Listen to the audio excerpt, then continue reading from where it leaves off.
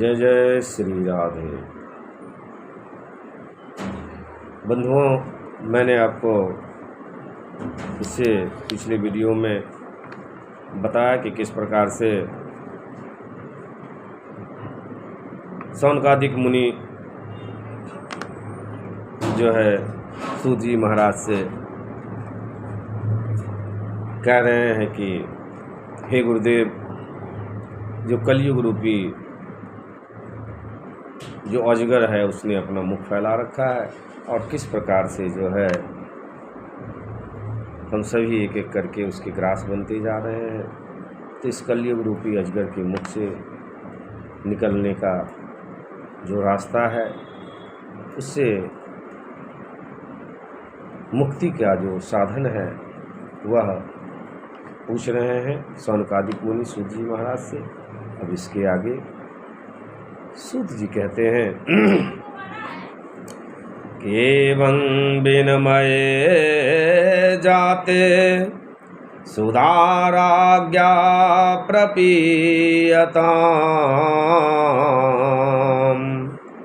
प्रपास्यामो वयं सर्वे श्रीमद्भागवतामृतम्।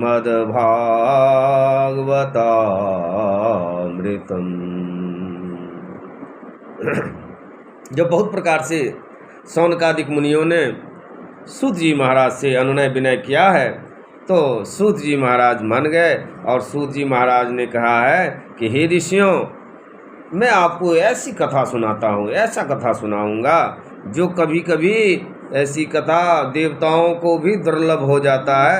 ऐसी कथा आप लोगों को सुनाता हूँ और उस कथा की महिमा क्या है कि उस कथा को सुनने मात्र से जीवात्मा ने अपने जीवन में जितने भी पाप किए हों, कैसा भी पाप किया हो, उस पापों से, उस दुखों से उसकी निवृत्ति अवश्य हो जाएगी।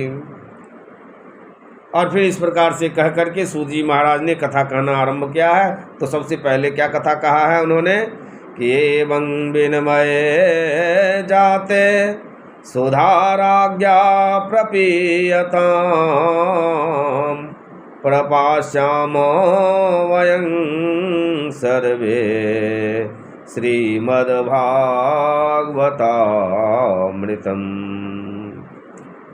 अब सूत जी महाराज सौनकादिक मुनियों को नैमिषारण्य क्षेत्र में कथा सुनाना आरंभ करते हैं कि कहते हैं कि एक समय की बात है कि श्री सुखदेव जी महाराज जो है राजा परीक्षित को शुक्रताल में श्रीमद् भागवत जी की कथा सुनाने के लिए उपस्थित हुए थे। तो जैसे ही सभा में श्री सुखदेव जी महाराज राजा परीक्षित को कथा सुनाने के लिए शुक्रताल में उपस्थित हुए, आसन पर जैसे ही विराजमान हुए, वैसे ही देवताओं के राजा इंद्र को पता चल गया कि सुखदेव जी महाराज राजा परीक्षित को शुक्रताल में श्रीमद् भागवत की कथा सुनाने जा रहे हैं।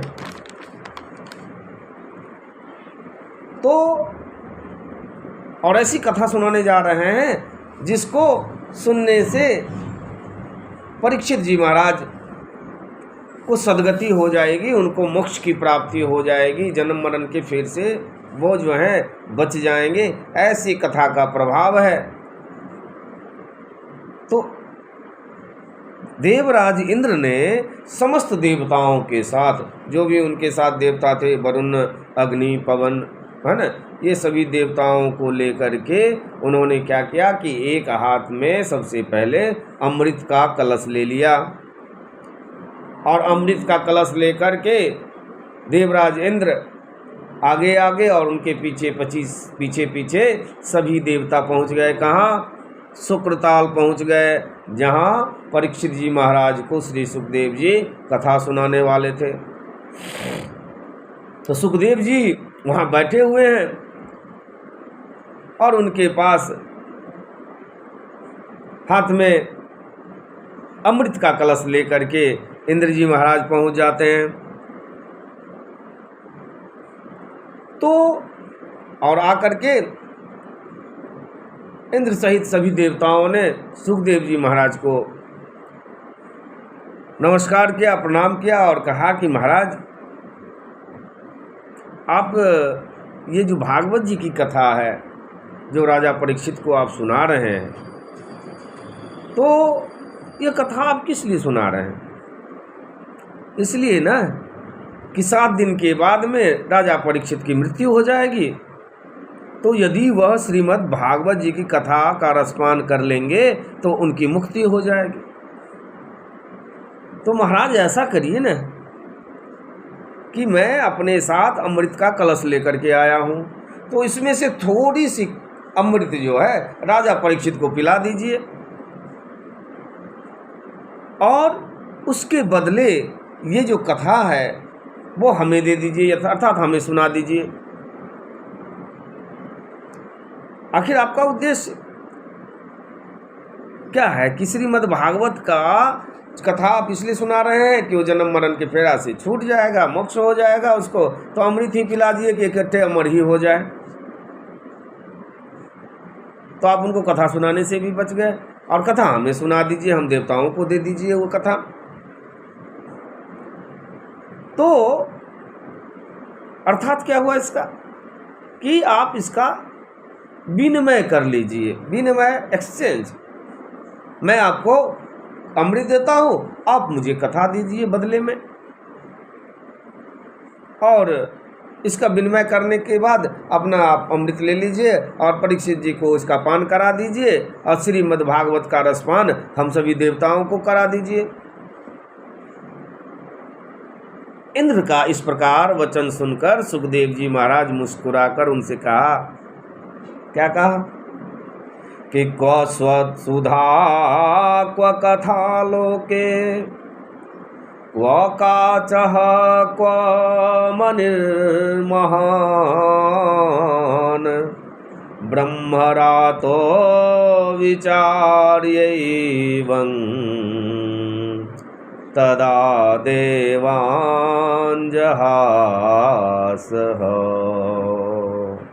क्व सुधा, क्व कथा, क्व सुधा, क्व कथा लोके क्व काच क्व मनिर्महान्। अर्थात कहाँ अमृत और कहाँ यह हमारा अमृतमयी कथा। बोले कि जिस प्रकार कांच का टुकड़ा और मणि देखने में तो एक ही जैसा होता है, दोनों में चमक भी होती है, किंतु कोई जौहरी ही पता कर सकता है कि कांच के टुकड़े की क्या कीमत है और मणि की क्या कीमत है, कौन सा मणि है और कौन सा कांच है, यह कोई जौहरी ही बता सकता है। तो इसलिए सुखदेव जी महाराज कहते हैं कि कहाँ तुम्हारा अमृत और कहाँ हमारा अमृतमयी कथा, दोनों में जमीन और आसमान का अंतर है। किससे कह रहे हैं? इंद्र सहित देवताओं से कह रहे हैं सुखदेव जी महाराज शुक्रताल में। कब कहा? कि जब उन्होंने विनिमय करने की बात करी, एक्सचेंज करने की बात कही कि आप जो अमृत ले लीजिए, अमृतमयी कथा हम लोग को रसपान करा दीजिए, तब श्री सुखदेव जी महाराज ने देवताओं से कहा कि क्व सुधा क्व कथा लोके क्व काचः क्व मनिर्महान्। कहाँ अमृत और कहाँ अमृतमयी कथा, ये तो दोनों में ऐसे है जैसे कांच और मणि में अंतर होता है, इतना का अंतर है, यानी जमीन और आसमान का अंतर है तुम्हारे अमृत और हमारे अमृतमयी कथा में। ये कौन बताएगा? तो कोई ब्रह्म ज्ञानी ही होगा जो यह जान लेगा कि अमृत और अमृतमयी कथा में जमीन और आसमान का अंतर है। इसलिए सुखदेव जी कहते हैं कि हे देवताओं, यह विनिमय हो ही नहीं सकता, कारण कि तुम्हारी जो सुधा है, तुम्हारा जो अमृत है वह कांच के समान है और हमारा जो अमृतमयी कथा है वह मणि के समान है। तो कांच और मणि में विनिमय हो ही नहीं सकता। अतः तुम्हारा प्रस्ताव जो है वो हमें अस्वीकार्य है। क्यों अस्वीकार है? अब तुम ये कह रहे हो भाई कि राजा परीक्षित को अमृत पिला दीजिए, वो अजर अमर हो जाएंगे, मरेंगे ही नहीं। तो अमृत भी एक खासियत तो है कि अगर उसका पान कर लिया जाए तो आदमी कभी नहीं मरेगा, अमर हो जाएगा। किंतु जो भागवत जी की अमृतमयी कथा को सुनते हैं उनकी मृत्यु तो होगी, किंतु वह मृत्यु नहीं होगी, वरन जीवात्मा का तरण हो जाएगा, उसको मुक्ति मिल जाएगा, उसको मोक्ष की प्राप्ति हो जाएगा, उसको भगवत चरण में स्थान प्राप्त हो जाता है, जो तुम्हारे जैसे बड़े बड़े देवताओं के लिए भी दुर्लभ है। अतः तुम्हारा जो प्रस्ताव है वह हमें स्वीकार नहीं है। इस प्रकार सुखदेव जी महाराज ने सुधा यानी अमृत और अमृतमयी कथा भागवत जी की उसको विनिमय करने से मना कर दिया। और क्या कहा आगे कि अभक्तांस तांस विज्ञाय न ददौ स कथामृतम् श्रीमद्भागवती वार्ता सुरानामपि दुर्लभा। एक तो अमृत और अमृतमयी कथा भागवत जी की कथा का विनिमय करने के प्रस्ताव को तो अस्वीकार कर ही दिया सुखदेव जी ने, और आगे उससे बढ़ करके उनको कहा कि देखो तुम लोग जो है ना अभक्त हो, ये देवताओं आप इस अमृतमयी कथा को का रसपान करने लायक ही नहीं है, उसके योग्य ही नहीं है आप। क्यों? क्योंकि आप सभी भक्त शून्य हैं, यानी अभक्त हैं, भक्ति नाम की चीज़ ही नहीं है आप में। यदि आप भक्त के रूप में कथा सुनने के लिए आते तो शायद हम आपको इस कथा को का रसपान करा भी देते, लेकिन आप इसका जो है व्यापार करना चाहते हैं, आप एक व्यापारी बनकर के लिए के रूप में आप यहाँ पर आए हैं, तो इसलिए आपको इस कथा रूपी अमृत का दान किया ही नहीं जा सकता है। क्यों? कि आप लोगों में भक्ति नाम की कोई चीज़ है ही नहीं, आप सभी अभक्त हैं। इस प्रकार जो है श्री सुखदेव जी महाराज ने देवताओं की हंसी उड़ा दी है और कथा अमृत का दान नहीं दिया। इसलिए कहा गया है कि ये जो श्रीमद् भागवत कथा है वह बड़े बड़े देवताओं को भी कभी कभी दुर्लभ हो जाता है। तो इस प्रकार जब सुखदेव जी महाराज ने मना कर दिया तो देवताओं का मुखमंडल उदास हो गया, सभी देवताओं का मुंह लटक गया और वे सभी मुंह लटकाए अमृत का कलश लेकर के स्वर्ग की ओर प्रस्थान करने लगे, जाने लगे। रास्ते में जा रहे थे तो रास्ते में स्वर्ग की ओर जब जा रहे थे तो ब्रह्मा जी की नज़र जो है इन देवताओं पर पड़ गई। बोले वाह, ये लोग कहाँ से आ रहे हैं भाई, और इन लोगों का मुख क्यों लटका हुआ है, इतने उदास क्यों हैं, मेरे पुत्र हैं फिर भी इतने उदास देवता होकर के, कारण क्या है? तो इस कारण का पता करना चाहिए। तो ब्रह्मा जी तुरंत ही देवताओं के सामने आकर के प्रकट हो गए और पूछने लगे कि भाई क्या बात है, तुम लोग इतना उदास क्यों हो, देवता होकर के इतना उदास, मुंह लटका हुआ है, क्या बात है? कौन सा ऐसा चीज़ है तुम लोगों से जो तुम लोगों के सामर्थ्य से बाहर की चीज़ है कि तुम लोग इतने दुखी हो रहे हो? जब इस प्रकार से ब्रह्मा जी ने देवताओं से पूछा तो इंद्र ने कहा, सारी कथा बताया कि किस प्रकार श्री सुखदेव जी महाराज राजा परीक्षित को शुक्रताल में श्रीमद् भागवत नाम की एक कथा सुना रहे हैं और जिससे उसको सद्गति हो जाएगी, उसको मोक्ष की प्राप्ति हो जाएगी।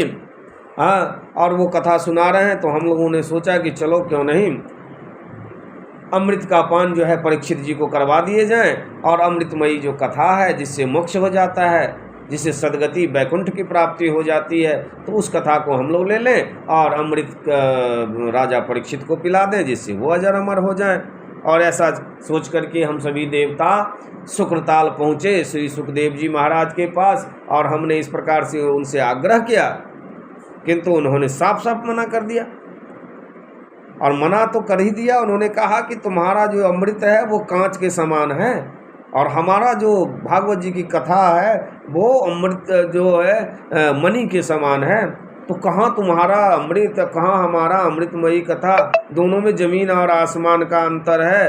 इसलिए, और अगर तुम भक्त होते तो भक्ति से अगर आते तो शायद हम तुम्हें एक कथा का रसपान करा भी देते, किंतु तुम विनिमय करने आए हो, एक्सचेंज करने लाए हो, व्यापार करने आए हो, इसलिए तुम लोगों को हमने इस कथा का रसपान कराना ही नहीं है। और इस प्रकार जो है हमारा उपहास करके श्री सुखदेव जी महाराज ने हमें भेज दिया। ब्रह्मा जी ने सोचा कि ऐसी कौन सी कथा सुना रहे हैं सुखदेव जी महाराज कि देवताओं को भी इस प्रकार से उन्होंने मना कर दिया, उनकी बेइज्जती करके भगा दी उनको। बोले कोई बात नहीं, चलो मेरे साथ, मैं देखता हूँ, आखिर तुम पुत्र हो हमारे, भाई हम ब्रह्मा हैं। तो फिर अब आगे आगे ब्रह्मा जी और पीछे सभी देवतागण उनके पीछे पीछे जो है चले और पहुँच गए कहाँ? शुक्रताल, जहाँ सुखदेव जी महाराज राजा परीक्षित को श्रीमद् भागवत कथा का रसपान करा रहे थे। और वहाँ जा कर के ब्रह्मा जी ने सुखदेव जी महाराज से कहा कि सुखदेव जी महाराज, हमने वेदों को बनाया, पुराणों, वेद, वेदांग, वेदांत सभी हमारे ही द्वारा बनाए गए हैं, तो ऐसी कौन सी कथा सुना रहे हो? ऐसा कौन सा कथा आप राजा परीक्षित को सुना रहे हैं जो इन सारे वेद वेदांतों से भी एकदम भारी है? ऐसा कौन सी कथा है? और जिसने इसके लिए आपने उस कथा के लिए अमृत लेने से मना कर दिया और उनको कहा कि भाई आप भक्त हैं, आपको कथा सुनने लायक ही नहीं, योग्य ही नहीं है, इस प्रकार से उनका अपमान भी कर दिया, तो कितना भारी है तुम्हारा कथा, जो हमारे बनाए हुए इतने सारे वेदों से, वेदांतों से भी ज़्यादा भारी है क्या?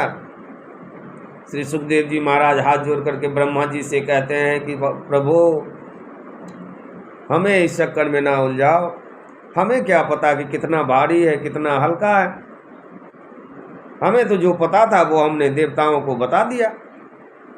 आप तो ब्रह्मदेव हैं, तो आप ही पता कर लो कि कितना भारी है और कितना हल्का है, तो आप ही तौल लीजिए, स्वयं पता चल जाएगा। तो ब्रह्मा जी ने कहा कि ठीक है, ठीक है, इसको तौला जाएगा। तो सबसे पहले उन्होंने क्या कहा कि लघुन्यान्यानि जातानि गौरवेन इदं महत् तदा ऋषगणाः सर्वे विस्मयं परमं ययुः। तो इस प्रकार से ब्रह्मा जी ने कहा कि ठीक है, इसको तौला जाएगा। तो सत्य लोक में जा कर के एक तराजू बांध दिया गया। सत्य लोक में कुछ असत्य हो ही नहीं सकता, कोई बेईमानी का कहीं जगह ही नहीं था। तो सत्य लोक में तराजू बांध करके ब्रह्मा जी सभी साधनों को एक तरफ रख दिया, वेद वेदांत जो भी उनके पास और थे सारे चीज़ों को उन्होंने रख दिया, और एक पलड़े में भागवत जी को रख दिया गया। और अपने महत्व के कारण भागवत जी सबसे भारी रहे। कितना भी वेद वेदांत पुराण सारे चीज़ डाल दिए गए एक पलड़े में, दूसरे पलड़े में केवल और केवल भागवत जी थे, फिर भी भागवत जी अपने महत्व के कारण सबसे भारी रहे। तो भागवत जी भारी रहते क्यों नहीं भाई? क्योंकि पहले मैंने आपको बता चुका हूं मैं कि भागवत जी में वास्तव में साक्षात श्री नारायण शब्द मैं प्रतिमूर्ति के रूप में साक्षात नारायण विराजमान है। तो जहाँ जिसमें साक्षात नारायण विराजमान हो तो वो भारी तो होगा ही होगा, चाहे कुछ भी डाल दो, सारा सृष्टि डाल देते तब भी भारी होता। तो इस प्रकार स्वयं कृष्ण जी वांगमय प्रतिमूर्ति, शब्दमय प्रतिमूर्ति के रूप में श्री भागवत जी में विराजमान है। इसीलिए जब सत्यलोक में ब्रह्मा जी ने समस्त वेदों, उपनिषदों, वेदांतों इत्यादि जितने भी उनके थे उन सभी को डाला, तो भागवत जी सबसे भारी रहे। एक तरफ सब एक पलड़े में और दूसरी तरफ में केवल भागवत जी थे, लेकिन भागवत जी सबसे भारी रहे। बोलो जय जय श्री राधे। तो फिर सभी देवताओं ने देखा कि अरे, तो जब सबसे भारी हो गए तो देवताओं ने और स्वयं ब्रह्मा जी ने भी और उनके साथ जितने भी ऋषि मुनि थे सभी ने यह निश्चय किया, यह तय किया कि कलयुग में तात्काल मोक्ष की प्राप्ति केवल और केवल श्रीमद् भागवत महापुराण की कथा श्रवण करने से ही संभव है। तात्काल अगर आपको मोक्ष की प्राप्ति चाहिए, आपको सद्गति चाहिए, आपको समस्त दुखों से निवृत्ति का तात्काल अगर निराकरण चाहिए, तो श्रीमद् भागवत कथा का श्रवण करने से आपके समस्त दुखों की निवृत्ति निस्संदेह हो जाएगी। और इस प्रकार निश्चय करके ब्रह्मा जी सहित सभी देवताओं ने भागवत जी को प्रणाम किया और अपने अपने धाम को प्रस्थान कर गए। और इधर शुक्रताल में श्री सुखदेव जी महाराज राजा परीक्षित को भागवत कथा का रसपान कराने लगे। तुम से बोलिए राधे राधे। मित्रों, अभी आपने जाना कि किस प्रकार सुखदेव जी महाराज ने इंद्रादि देवताओं को कथा सुनाने से मना कर दिया और ब्रह्मा जी सहित इंद्रादि देवताओं ने भागवत जी के महिमा को जाना। अब कथा इस प्रकार से है कि श्रीमद् भागवत महापुराण की रचना का आधार क्या है। बड़ा ही रोचक प्रसंग है। आप सभी पूरे मनोयोग से इसका श्रवण करें।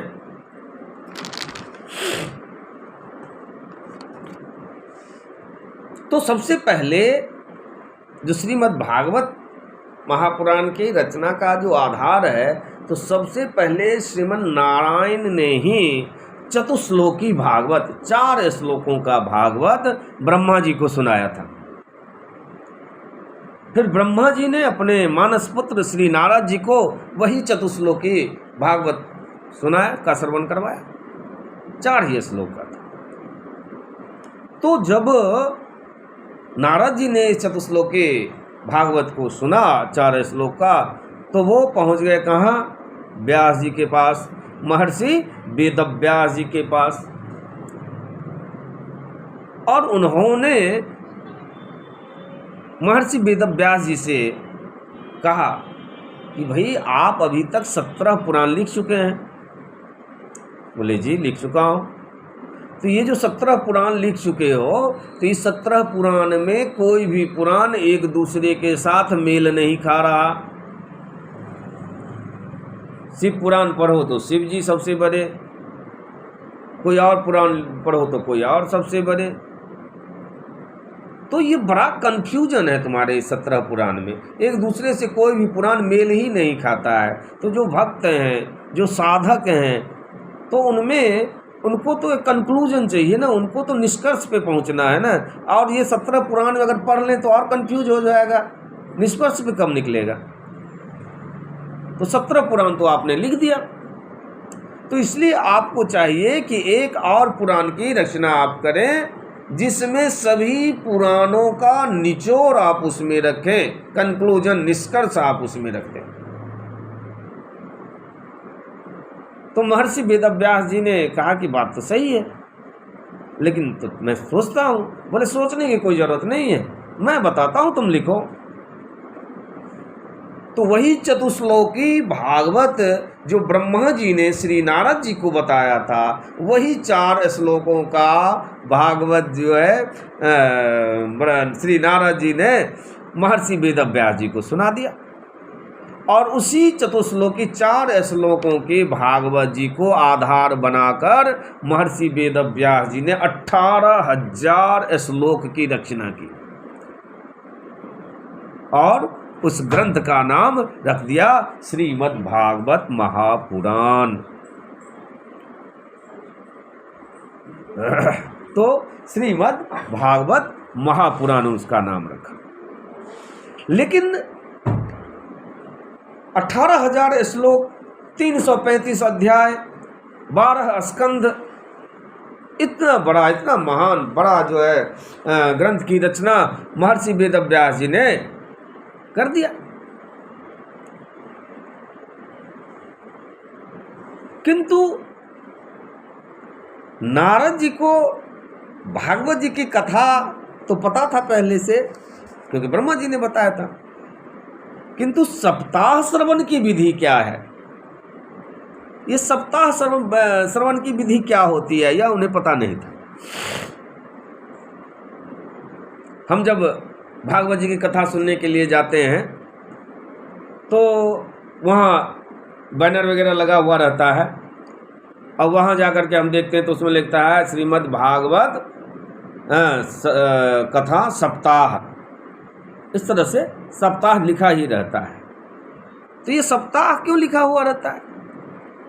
और हम यह भी जानते हैं भागवत जी की कथा जो है वो 7 दिन का ही होता है। सोमवार से शुरू किया, रविवार को ख़त्म कर देना है, यानी 7 दिन के अंदर ही इसका पारायण होना है, 7 दिन में ही इसका पारायण करना है, 7 दिन ही तक चलेगा। तो ये 7 ही दिन क्यों चलता, 20 दिन क्यों नहीं चलता, 1 महीना क्यों नहीं चलता, 7 ही दिन क्यों सुनाते हैं? सप्ताह श्रवण की ही विधि क्यों है, मास श्रवण की विधि क्यों नहीं है? तो वह इसलिए हमारे विद्वान श्रोता बंधुओं, क्योंकि यह जो सप्ताह श्रवण की विधि है वह इसलिए है कि 7 दिन में ही हम जन्म लेते हैं और 7 दिन के अंदर ही हमारा मृत्यु हो जाता है। कभी भी आप जन्म लिए रहो, लेकिन सोमवार से रविवार के ही अंदर कभी लिए होंगे, और कभी भी आप मरेंगे तो सोमवार से रविवार के बीच में ही किसी दिन आप मरेंगे। तो यानी मनुष्य या जीवात्मा सप्ताह के अंदर ही, इन्हीं सप्ताह के 7 दिनों के अंदर जन्म लेता है और इन्हीं सप्ताह के 7 दिनों के अंदर उसकी मृत्यु हो जाती है। और क्योंकि हम 7 दिन में ही जन्म लेकर आते हैं और 7 दिन में ही हमारी मृत्यु हो जाती है, तो राजा परीक्षित को भी 7 दिन के अंदर ही मृत्यु हो जाएगी, ऐसा श्राप मिला हुआ था। तो ये 7 दिन की जो है, एक तो ये अलग बात होगी, ये है महत्व है। किंतु अब देखिए कि जो प्रश्न है कि 20 दिन का श्रवण विधि क्यों नहीं है, 7 दिन का ही क्यों है, बड़ा ही रोचक प्रसंग है, बहुत ही मार्मिक प्रसंग है। इसको समझने का प्रयास करिए कि मान लीजिए कथा सोमवार को शुरू हुआ,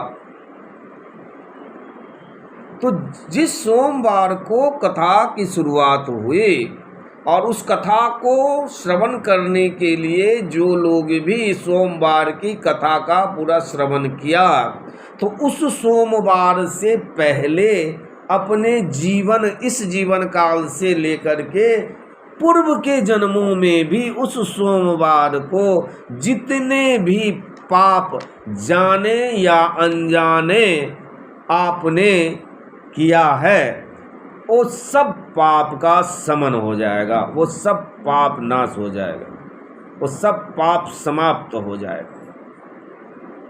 यानी एक दिन का, एक दिवस का भागवत जी का कथा का रसपान करने मात्र से उस दिन के से लेकर के उससे पूर्व के जन्म जन्मांतर तक किए हुए पापों की निवृत्ति एक दिन की कथा श्रवण मात्र से हो जाती है। उसी प्रकार मंगलवार, फिर बुधवार, फिर गुरुवार, शुक्रवार, इस प्रकार से उस दिन किए हुए 7 जन्मों के भी पाप जो हैं वो उस दिन के पूर्व में जितने भी किए हैं सब से उसकी निवृत्ति हो जाती है। इसीलिए सप्ताह श्रवण की जो है इसी क्रम से बुधवार, बुधवार से गुरुवार, गुरुवार से शुक्रवार, शनिवार, है ना, रविवार की कथा सुनने समस्त पापों का क्षय हो जाएगा। इस तरह 7 दिन के भीतर हम इस धरती पर आए हैं, 7 दिन के भीतर हम चले भी जाएंगे, तो जाने या अनजाने हम पाप भी इन्हीं 7 दिनों के अंदर ही किए होंगे। और कथा है साप्ताहिक, तो केवल साप्ताहिक कथा सुनने मात्र से पूर्व में किए हुए समस्त अपराध का नाश हो जाता है। इसीलिए व्यास जी ने सप्ताह श्रवण की विधि तैयार की है। किंतु नारद जी को सप्ताह श्रवण कथा तो पता था नारद जी को, किंतु सप्ताह श्रवण की विधि जो है नारद जी को पता नहीं था। तो ऐसी कौन सी घटना घटी, ऐसा कौन सा घटना हुआ जो श्री नारद जी को साप्ताहिक कथा अपने भाइयों सनत कुमारों से, जो सनत कुमार 4 भाई हैं, है ना, सभी हमेशा 5 साल की उम्र के ही होते हैं, सनक, सनंदन, सनातन और सनत कुमार। ये उनके जैसे ब्रह्मा जी के मानस पुत्र नारद जी हैं, वैसे ही ये सनत कुमार चारों भाई जो हैं वह भी ब्रह्मा जी के मानस पुत्र हैं। इस कारण से नारद जी के वो भाई हुए और अपने भाइयों से एक घटना ऐसी घटी कि अपने भाइयों सनत कुमारों से श्री नारद जी को सप्ताह श्रवण की जो है भागवत जी की कथा सुनने को प्राप्त हुआ। आगे के वीडियो में मैं इसके आगे की कथा आप सभी को सुनाऊंगा। तब तक के लिए जय जय श्री राधे। प्रेम से बोलिए भागवत भगवान की जय। किशोरी राधा रानी की जय। वृंदावन धाम की जय। अनंत बलवंत हनुमान जी महाराज की जय। जय जय श्री राधे।